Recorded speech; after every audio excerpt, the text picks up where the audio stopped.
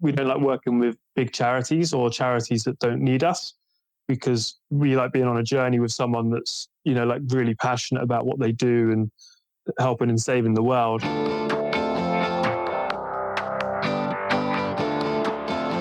Hey, my name is Felix Tia, and I'm the host of Shopify Masters, a weekly podcast powered by Shopify, the easiest way to sell online, in person, and anywhere in between. Each week, we invite entrepreneurs like you to share what they've learned growing successful e-commerce businesses. In this episode, you'll learn how to vet charities before partnering with them, why this business aims for a 60% margin on their products, and how to determine if a content creator is a good fit for your brand. Before our show, I wanted to chat about the Storefront Signage Maker. It's an easy way for any brick and mortar shop owner to let your customers know that you are open, available for curbside pickup, delivery, online information, and more.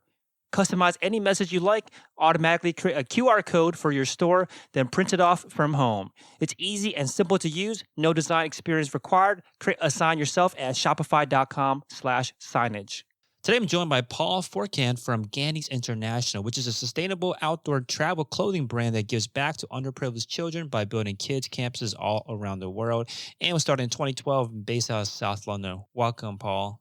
Hi, Felix. Nice to be on your show. Yeah, so the idea behind the business was really born out of a tragedy. Can you share more of your story with us? Yeah, so me and my brother Rob, we were pulled out of school at a young age. I was 11 and he was 13. And we actually went to India on holiday at Christmas, and we came back and our parents asked us, and our other siblings, there's 6 of us all together, they asked us, how did we find our holiday? And we said, it was amazing, a real eye-opener, one of the best holidays we'd ever been on. The culture in India is so vast, and the people are so friendly. It's just a sort of a magical place. And we went back to school after our holiday and that, and then our parents said, we're going to reduce the price of our house. The house was currently being sold, and they reduced it. And then within a few weeks, they said, pack your bags, we're moving to India. And then I went into school and told my teacher, I said, Miss, I'm moving to India at the end of the week. And this is like 22 years ago. She thought I was joking. And then it got to the end of the week and I had my shirt all signed with signatures, and it was the last day. And she said, what have you done to your shirt? I said, it's my last day today, miss. I'm going to India tomorrow. And she thought I was joking. So she rang up my mother and she said, yeah, did he not tell you? And then that was that. And then we sort of packed one bag. We stopped off in Jordan, traveled around a bit of the Middle East. And then we were going to go for like 6 months, and it ended up being 4.5 years of sort of living like hippies and traveling all around. And whilst we were traveling, we sort of did volunteering work, went and visited mosques, temples, and kind of various other things. And they homeschooled us for a bit. We went to school for 6 months. We kind of had this sort of free-spirited life, living on a beach, just traveling around. My dad had a Lonely Planet book, and he would read places out. And we'd say, oh yeah, that sounds good, let's go there. And then unfortunately 2004 came, and we were in South India, and he said about, how do you fancy going to Sri Lanka? And me and my brother, even to this day, we love going to new countries and sort of ticking them off, going, having a look and experience their culture. And we went over to Sri Lanka, and we traveled down, and a few days in, we then settled somewhere, and it was Christmas. And the next day, our life was turned upside down. We were caught up in the Boxing Day tsunami. And I was quite lucky that my brother sort of grabbed my arm and helped wake me up. I'm not a morning person. So he kind of saved my life. And my mum and dad put my little brother and sister on their shoulders and got them out of their room and basically sacrificed their life. And unfortunately, our parents didn't make it. And I was 15 and had a little younger brother and sister with us at the time. They were 11 and 7, and we sort of had no money or food, and the trains were down because they run along the coast. The petrol stations were wiped out, and we had to hitchhike all the way back up to Colombo, the capital, and get to the embassy, and had to siblings needed to be sort of stitched up and stuff. And we got them back to London, and our older sister basically adopted us. And the reason why we started Gandy's was because we love traveling. We were brought up traveling, and we did all this volunteering, and we wanted to give something back to the people that helped us in Sri Lanka. And since starting Gandy's, we've built our kids' campuses around the world, and we built one for the 10-year anniversary of the tsunami in honor of our parents and the 235,000 people that also lost their lives in it. Thank you for sharing that story with us. I think certainly, obviously, a very inspiring kind of turn, right? Where you took this experience of yours and you and you took this desire of your life to travel and still be part of the kind of world community, and found ways to give back. At the time when you thought about how can I give back, how can I contribute back, what did you think this would look like? What did you think that did you plan out that it would be these campuses? Like, how did you foresee what way you'd be giving back? We love traveling, and we sort of we would always do volunteering stuff even after the tsunami. But what we always used to find the problem would be, we would go to a place, we would help for a few weeks or a month volunteering. We would then go back to work, and then we would feel so bad and guilty that we're then back at work. I was in Australia, living over there, and even my brother, he'd come back to London to work, and we thought, what could we do? We need to leave a legacy and leave something in honor of our parents. And we thought, by doing these kids' campuses in sort of the developing world as well, our money goes a lot further, and they need the money the most and the help the most. So that's why we kind of chose doing our work there. Can you tell us more about what the kids campus is? What's entailed? What is exactly the experience of someone that would be a part of this kids campus? So they're heavily focused more around preschool, and every campus is slightly different as well. So we've got one in Rio in Brazil that's in the favelas, and they all have their different problems that we're working towards to help them. So the one in Rio is near loads of gangs and stuff. So we're trying to break the cycle of giving the children an education so they don't end up going into that cycle. Our project in Malawi is in a rural place in Africa, and that's probably one of our poorest projects in the sense of people really struggle for food and that. And then our Sri Lanka one is in a rural space, but they're a bit more developed than Malawi. But the main focus is to get their preschool and get them up to speed so that when they go to the bigger school, they don't feel like they're behind with other students that more help from their parents and that. So we want to try and just teach them like the basics and that. Otherwise, if a kid feels like they're starting school 2 years behind the other kids, they're more likely to go on and not do well. And then the campuses are sort of used as well, not just for school, but for sports and like a safe like community place for the children to go. And they have like IT labs as well, so they can go there and learn about IT. The sports and stuff's great as well because it gives them a place to go, not hang out on the street and end up going down a bad path. And then we have like partnerships where some of the older kids at some of the campuses we will help them with getting into university, getting a job. And so we have like partnerships, like corporate partners and stuff. So it's kind of like a thing that we do to sort of just help the whole community as a whole, basically. Yeah, it's a whole other organization. You know, we didn't even really dive into the business that powers a lot of this, but the organization of running these kids campuses all throughout the world, lots of logistics expertise. It sounds like it requires to start a campus like this. How do you even start one? Like, you decided maybe for your first one or any new ones that you're opening these days. How do you even begin to set up a campus? So I'm quite lucky. We now have a big setup around us. But when we started small. So when I was sleeping on my brother's sofa and we had no one working for us, the first few months we were like, our goal was to always build a kids campus, but it took us a couple of years to sort of get the money and to learn. But with our first project, it was basically funded a nurse and a teacher for a few years. And then we basically just did small bits like that. And then we came across a project as well that was basically on the verge of sort of coming to an end. And it was already a school that was existing and they just had no money coming in. They couldn't afford to turn the lights on.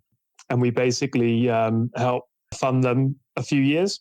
And whilst doing that, we were learning how they operate. And that then helped us for when we built our campus with making sure loads of stuff that we saw, and we try and get our projects to be as sustainable as possible. Our one in Malawi has a food program so that the children can learn about farming and harvesting, and we also then don't have less money to run them. And that comes down to the electricity, everything. So we try and be as efficient as well as possible, and having partners and stuff helps as well. Where are all the locations of all these campuses? So we've got one in Sri Lanka, which was our first one. And then we've got one in Malawi in Africa, and then one in Mongolia. That's going to be, it was meant to be finished in November, but due to the pandemic, that's going to be hopefully now April, March time. And then we've got one in Rio that opened this year in March. And we've got one in Nepal as well. Okay. How do you manage all this from a distance, from all these campuses spread throughout the world? How do you make sure that you have a good kind of grasp of what's going on in all these places? I have a lot of WhatsApp groups. I'm on the phone to them every few days, each project. We're always getting videos, pictures, updates and stuff around them. And some of them it's been a strange year for us. We'd normally be helping all the children, but this year we've been helping the families because they've not been able to go to work. And here in the UK, we're very lucky. There's a furlough scheme. The government's been very good at handing money out. Whereas over there, the governments don't have the money to hand out. But they have lockdowns. So people have been struggling for food. So our kids' campuses have kind of turned into, we fed like tens of thousands of people throughout the pandemic in Brazil, Nepal, and Sri Lanka. They've kind of changed how they were operating, and some of them they've opened back up now, and we're hoping that they now stay open because it's so important for the children to be going in and physically be in there in the campus. Are there a lot of like legal or governmental like bureaucracy that's involved in setting up a campus? When you go into decide where you want to open one next, like how is the government involved? Yeah, so we don't physically open them ourselves. We use a small charity on the ground who is already registered in the country because of the red tape. If we were to turn up there, we would, some countries, they would charge us an arm and a leg to do stuff. And we would get caught out on a few bits.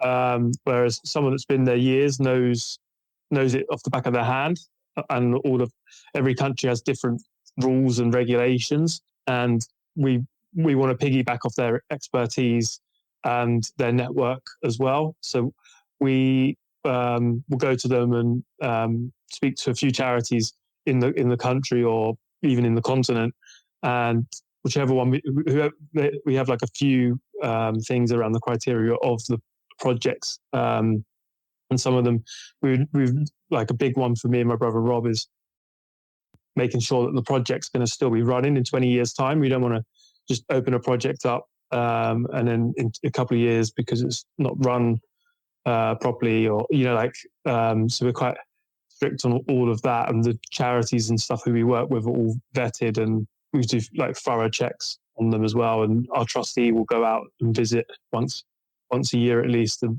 so will me and my brother.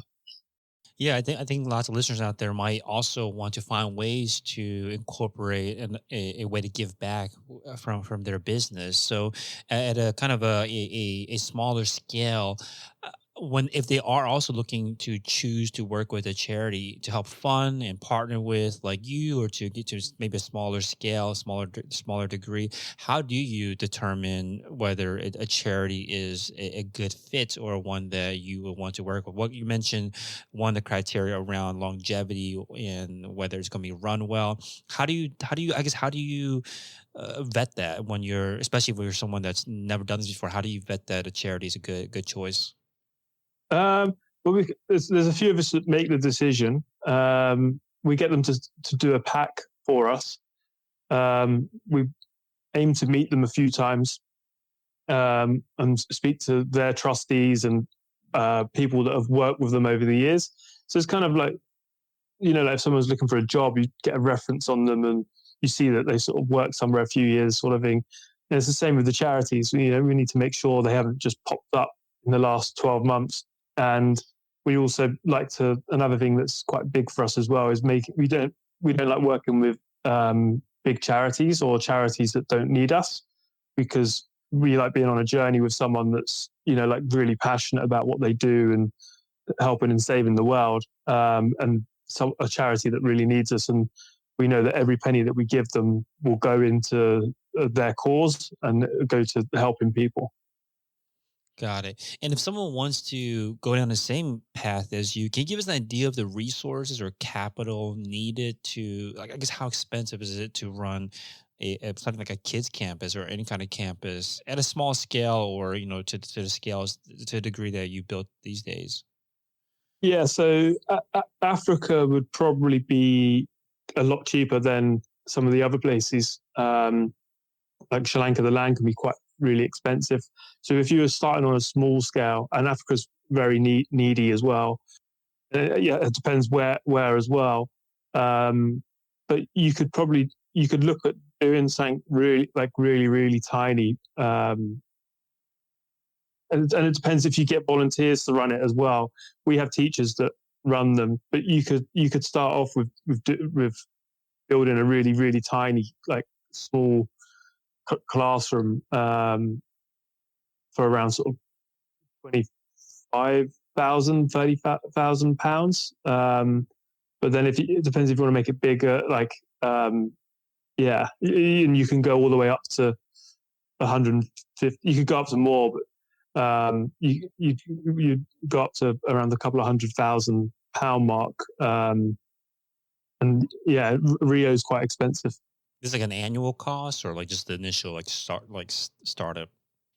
That would be the initial sort of startup costs, and then annually, it depends how many teachers you have, the food, medication. Then you could spend around like £30,000-40,000 per one running it as well. Got it. Now let's talk about, how does the business that Gandy's International fund the development, the running, the management of these campuses, and to take it all the way back to the beginning, when you knew that you wanted to start something like this, a campus or some idea around starting a campus for kids, how did you decide what kind of products, what kind of business to start to fund this endeavor?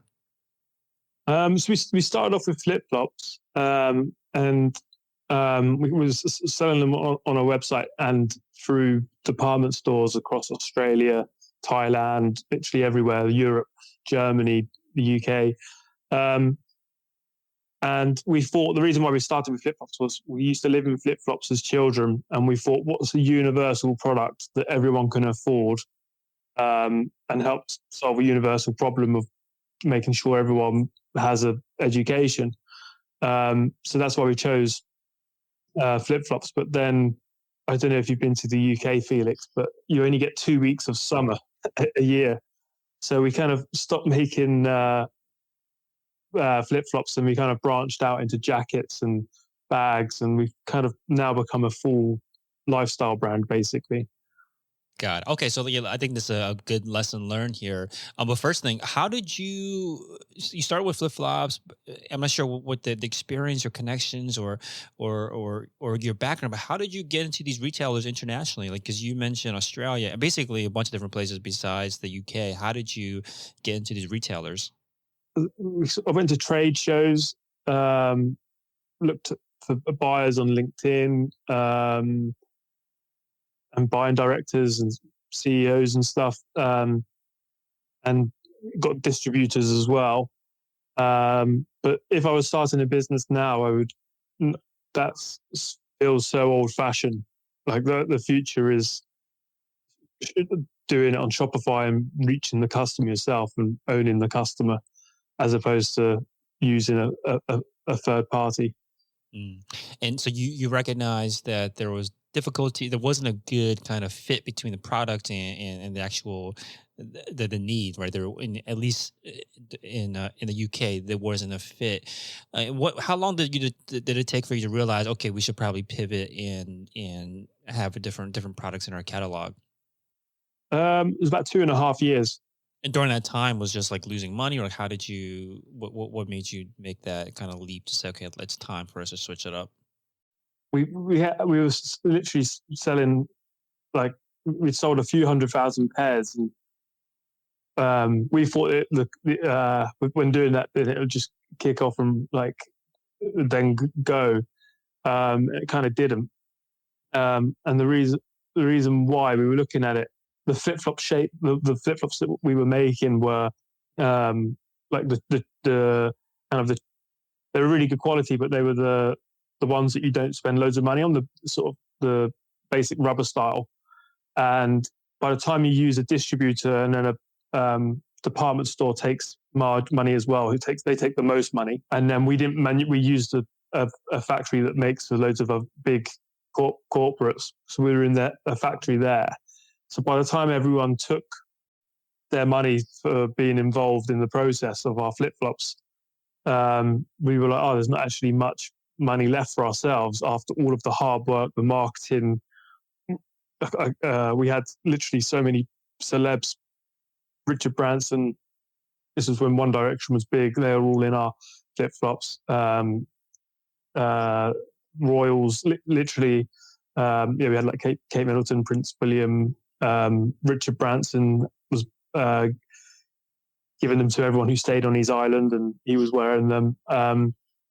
We were looking at it and we were going, okay, we need to look at our business model. And I'm glad we did, because as you've seen, I know the pandemic's sped up a collapse of the high street, but the future is online, and that's for the last sort of 3 or 4 years. That's what we've been working towards.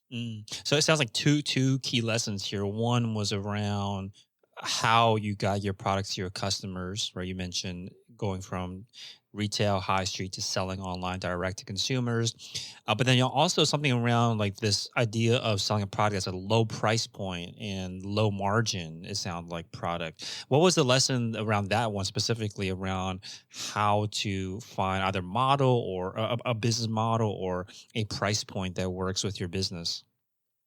Yeah, so now, like, for example, we're bringing flip flops back this year, and we have like a rule that we like to aim for a 60% margin on our products, and that's what we're not the first retailer aiming for that, but every retailer will have what they aim to make on their products, and by not using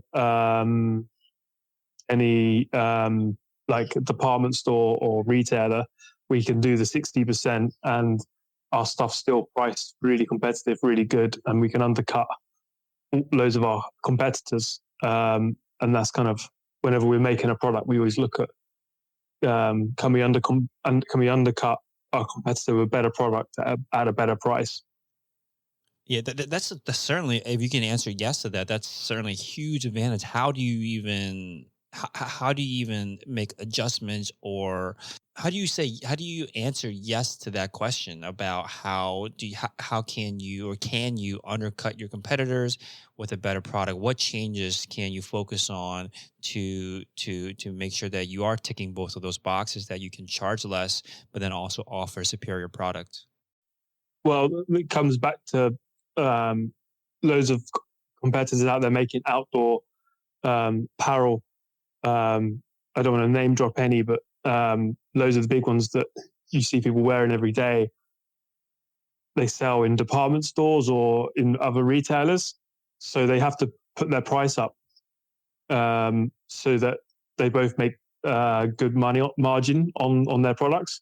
And just by us only doing online, we don't have to pay any rent as well. So we don't have to pay any rent to any landlords, and we don't have a partner who's after margin for themselves. So it makes it quite easy to undercut them with a better product. That makes sense. So easy to undercut them. But tell us about the product development process. How do you make sure that you are creating a superior product? What goes into choosing? You mentioned coming back into flip flops, but then since then you mentioned jackets and bags. Like how do you decide or once you make a decision on what to focus on next, what kind of product to offer next, what goes into the development process? So me and my brother are very, very, very involved in the product. And we both love design. So we have a signature map print that we put inside the lining on our products. So it's quite important about if you look at some of our products, if you cover our logo, you know that it's from us because it's got like our signature sort of pieces cut. We have our own Pantone, like our own colors that as well that we use, and we kind of stick to them. We don't sort of use loads of colors. And all of our stuff, we have like loads of things that when we're designing something, it has to be timeless. So you could get it back out the wardrobe in 5 years' time and it doesn't feel like it's dated. And it needs to sort of be hard wearing, like long lasting. We have to, we're not 100% sustainable. We try and make everything we can with a sustainable mind. And do stuff. So we don't use feathers from live animals because we think that's wrong, even though companies say it's ethically sourced from them. To take a feather off an animal is not ethically, it's not ethical in any way whatsoever. You should not buy a jacket with it because I know I'll speak to our suppliers, and our suppliers say, yeah, they're getting these certificates that they're from somewhere ethical, but they're like, it's not. We've been to pick the feathers up, and where they're coming from is not ethical. So we're quite really like always looking into that, using using fabric where stuff's made from recycled plastic bottles, and consumers kind of, especially younger consumers, that's what they're sort of only buying, like just trying to buy to that. All our products, they have to be distinctive, desirable, and different as well to our competitors. So we're making jackets and stuff, so we're all making the same stuff. We haven't reinvented the wheel, but we always make sure it's distinctive, desirable, and defendable as well, so that we make it so good that, and like the best, no one can make a jacket or some of our rucksacks and that better than what we do. So one thing I heard in there was that a lot of your differentiation that is this uniqueness, that this design, you mentioned that they covered up your logo. People would still recognize it as a Gandy's product. How do you test it, or do you test designs out before manufacturing? Do you test it with existing customers or prospective customers? How do you make sure that is a design that's going to be desired before launching? Yeah, so me and my brother and loads of people in product would test stuff, and then if it's something that we did, like a polar jacket this year, it flew out and sold out, but we bought a smaller mountain, and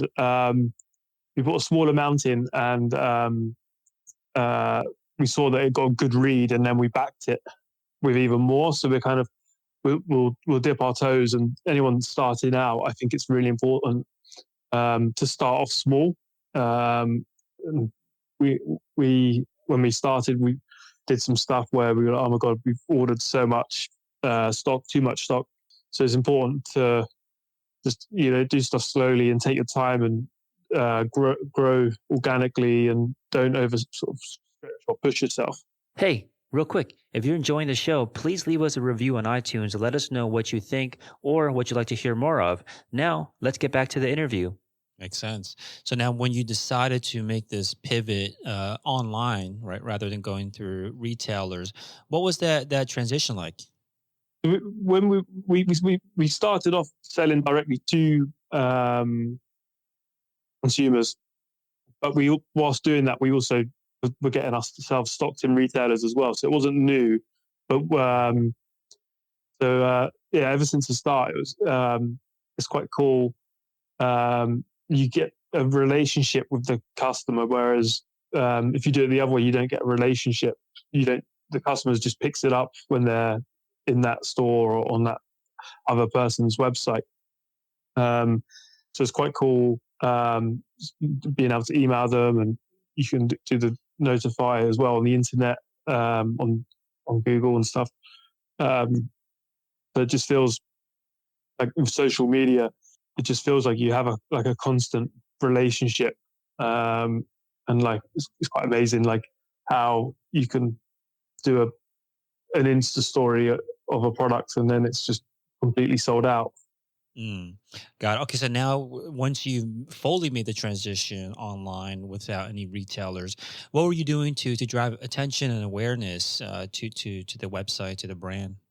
So we work with a lot of content creators around the world, because it's hard for us to sort of go visit all of these amazing places, national parks, tourist hotspots.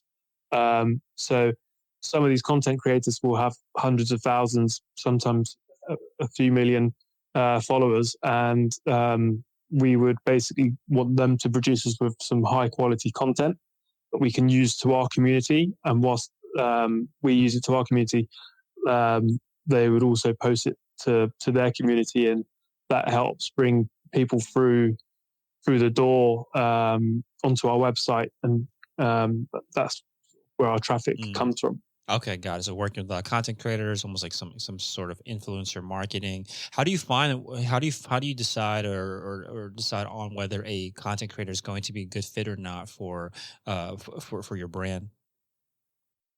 If you look at their wall, normally you can, if their style is kind of ours is quite a wanderlust, earthy vibe. We kind of, if they tick the boxes of that and what we're after, then we know that they'll work for us. And sometimes they're not always. It's not about sales. Sometimes you'll use some. They might have a few 100,000 followers, and you don't get many sales from it. But you get some really good content that then is good for us, and we then sell to our community. So it's not always about the Mm. sales, because I've spoken to people who have started out, and they think that if they get a few Instagrammers with 1 million followers, it's just going to send their website crazy and it's going to crash, and they're going to make loads of big sales.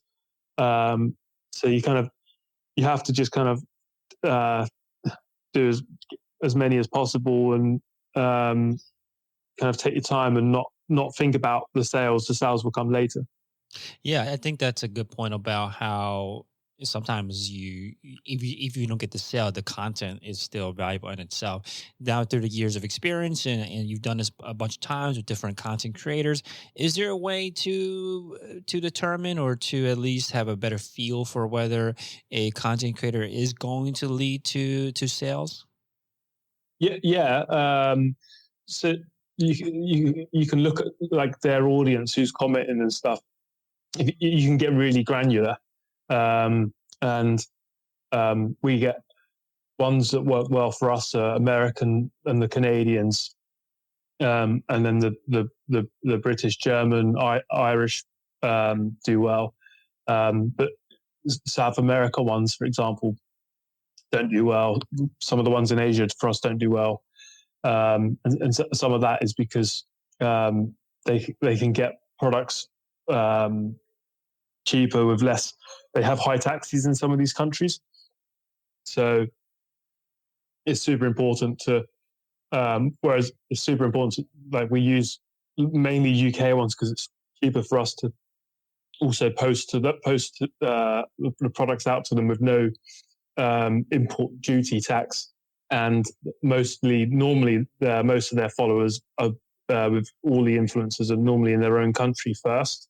So by using British ones, it helps because we know that we can deliver it to them basically for free, like next day.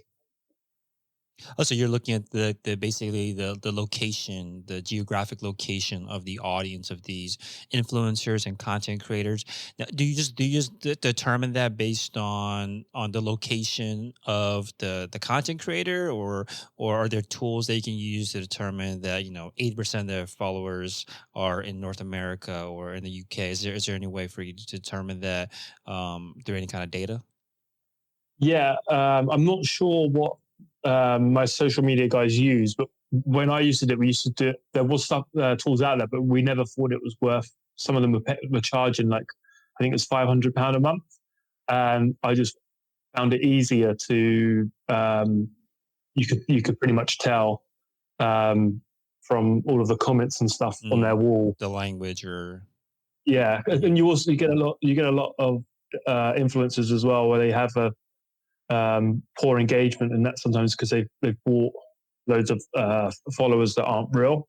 So it's important to sort of check all of that, and you can see if they're getting good engagement regularly.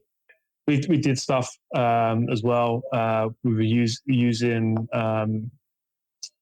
people who took amazing pictures of landscapes, and then we would gift them product. They would be based in the UK as well, for example. But when they do their pictures, you wouldn't really see our product. You wouldn't know because they're so far away in the landscape. So then there's no point gifting them, even though you've got lovely content for ourselves. So it's kind of like a balancing act as well. Because you need to be sustainable. But you can't just gift everyone if you're starting out. Because I know some people that are starting out. And they can't really afford to, and some people have a high price point product. So if it's like jewelry or something, and you're starting a jewelry business, that makes it really hard to do because you can't really gift them the product. makes sense. And you had mentioned that there's lots of value in the content itself, not just the exposure that you get through the content creators' followers. What do you do with the content that the photos and the maybe videos that they produce for you? So we would then use it on our social media. Sometimes it could be turned into adverts as well. So it gives us creative assets that helps us bring people onto our site. Got it. And how many are you usually working with at a time? These content creators. At the minute, we probably have about 50 a month that are producing stuff for us. Got it. Makes sense. And you had mentioned to us too about these celebrity endorsements that you've been able to get. And one thing you had told us in the pre-interview was around how there's this attitude that the sky's the limit with how far you can take the brand and the ethos, particularly again around these celebrity endorsements. You mentioned Richard Branson, One Direction, the Duke and the Duchess wearing your beanies. How does this even happen? How do you even get in front of these celebrities to showcase your products? Well, I think we're quite lucky because um, we have a good product and we have a good ethos with what we're doing with our kids campuses. So some of them celebrities, if you say to them, "Would you like to wear one of our products?" and they're wearing another outdoor brand, they're gonna choose the one that does the good and also looks good on them. So we're quite lucky in that sense. But even with that, some of them are still hard to reach and to get a product on. But I'd say that's what's really helped us is having a mission that they also feel passionate about. Mm, that makes sense. If you do have a product like that, and it's built into the DNA of the product, that there's a good story around it. There's something that the celebrity also believes in. How do you get in front of them? Is there a way that a particular way of outreach that gets you at least in front of these celebrities? Oh, so we've done some wacky stuff to get hold of some. We've done music festivals where we've had a stand at them and it's been raining the whole weekend, but then you managed to get a celebrity meet a musician, a big musician, and then they've come into the brand, and then they every 6 months or something, the stylist will get in touch saying, so and so's after some product from you. And yes, we've just managed to get out and say yes to everything, be it loads of events and stuff. And yeah, we've been really lucky that me and my brother have pushed ourselves to do that. And that's kind of helped us. It's led to collaborations. Every celebrity or influencer or every little bit of piece of work you're doing with building your website, your product, your business, it always leads to something, and you will at the first few years was some of our favorite years because everything was new, and we were sort of buzzing. But it's so important. It's so tough, and it's quite scary. And we just kind of kept going and going and going, and yeah, each time it led to something else. Got it. So basically, there's really no direct or formal path that you took to get in front of these celebrities. You mentioned just saying yes, being open to everything, and hoping that the pieces fall into place. So I want to talk a little about the website. Can you tell us more about any kind of tools or apps that you use or that you recommend to help run your business? Klaviyo, we do our email on. That could be a good one for your listeners. Yeah, I'm sorry, I'm just thinking out loud, whichever ones the e-com guys use. I'll go with just Klaviyo for now. These are another one, Stocky, for our stock. So yeah, there's a few. The good thing about working with Shopify is all of these apps out there is endless. Whereas on our old previous website, Magento, there was like hardly any apps, no apps. And we use Klaviyo for our email, which is really good. We used to be on MailChimp, and since moving to Klaviyo, our open rates and email conversion has gone up, which is great. And we use another app for our stock management called Stocky. That's really good as well. Awesome. So GandysInternational.com is the website. And I'll leave you this last question. What do you think has been the biggest lesson that you've learned in the past year that you want to apply moving forward? Biggest lesson in the last year? Well, it's been a strange year with COVID, but it's kind of taught us, like yourselves as well, how you guys are all sort of working remotely. We don't need to be in the office every day. And we used to do more photo shoots ourselves, but now we're using more influencers and people around the world. So we're getting, instead of paying for these big photo shoots, we're now putting the money towards more people around the world. So we get more content back than what we would get. So we've kind of learned a new way of operating, which is quite cool, and will sort of be something that will now be instilled in us forever. Awesome. Thank you so much for coming on and sharing your experience and story, Paul. Now, thanks as well, Felix. It's been a pleasure.